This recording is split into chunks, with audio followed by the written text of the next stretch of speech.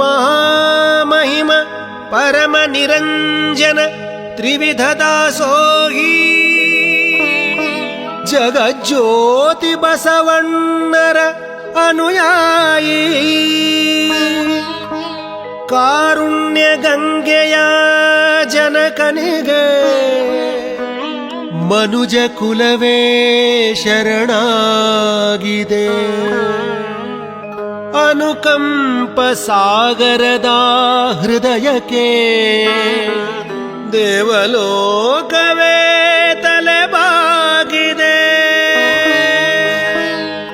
ಶಿವಭಕ್ತನ ಶ್ರೀ ಶಿವಕುಮಾರ ಸ್ವಾಮೀಜಿಯವರ 7ನೇ ವರ್ಷದ ಪುಣ್ಯಸ್ಮರಣೆ ಕಾರ್ಯಕ್ರಮವನ್ನು ಈ ದಿನ ವೀರಶೈವ ಲಿಂಗಾಯತ ಬಸವ ಸಮಿತಿ ವತಿಯಿಂದ ಅನ್ನದಾಸೋಹ ಕಾರ್ಯಕ್ರಮ ಏರ್ಪಡಿಸಿದ್ವಿ.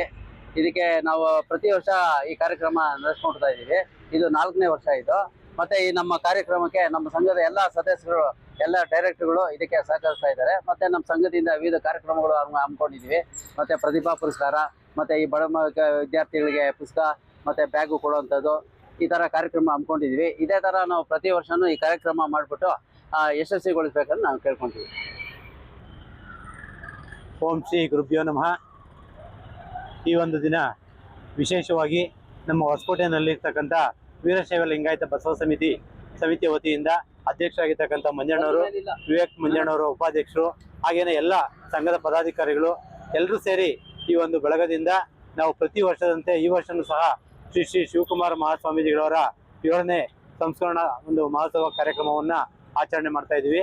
ಈಗಾಗಲೇ ಪೂಜಾ ಕಾರ್ಯಕ್ರಮವನ್ನು ನಾಗಲಾಪುರ ಸಂಸ್ಥಾನದ ಶ್ರೀ ತೇಜೇಶಲಿಂಗ ಸ್ವಾಮೀಜಿಗಳು ಬಂದು ಪೂಜೆಯನ್ನು ನೆರವೇರಿಸಿಕೊಟ್ರು. ಪ್ರಸಾದ ವಿನಿಯೋಗ ನಡೀತಾ ಇದೆ. ಸುಮಾರು 2000 ಜನಕ್ಕೆ ಉಚಿತ ಇವತ್ತು ಪ್ರಸಾದವನ್ನು ಹಂಚುವಂಥ ಕೆಲಸವನ್ನು ಮಾಡ್ತಾ ಇದ್ದೀವಿ. ಜೊತೆಗೆ ನಮ್ಮ ಒಂದು ಸಂಘದ ವತಿಯಿಂದ ಬಡ ವಿದ್ಯಾರ್ಥಿಗಳಿಗೆ, ನಮ್ಮ ಒಂದು ಜನಾಂಗದ ಬಡ ವಿದ್ಯಾರ್ಥಿಗಳಿಗೆ ಅಕ್ಷರದಾಸೋಹ, ಅನ್ನದಾಸೋಹ, ಪ್ರತಿಭಾ ಪುರಸ್ಕಾರ ಈ ಕಾರ್ಯಕ್ರಮಗಳನ್ನು ಆಯೋಜನೆ ಮಾಡಿಕೊಂಡು ಸಂಘದ ಅಭಿವೃದ್ಧಿಗೆ ತಾವೆಲ್ಲರೂ ಸಹಕಾರ ಕೊಡಬೇಕು ಅಂತ ಕೇಳ್ಕೊಂತ ಕಾರ್ಯಕ್ರಮವನ್ನು ಯಶಸ್ವಿಯಾಗಿ ನಡೆಸ್ಕೊಳ್ಳೋದಕ್ಕೆ ಎಲ್ರಿಗೂ ತುಂಬ ಹೃದಯ ಧನ್ಯವಾದಗಳನ್ನು ಸಲ್ಲಿಸ್ತಾ ಇದ್ದೀನಿ.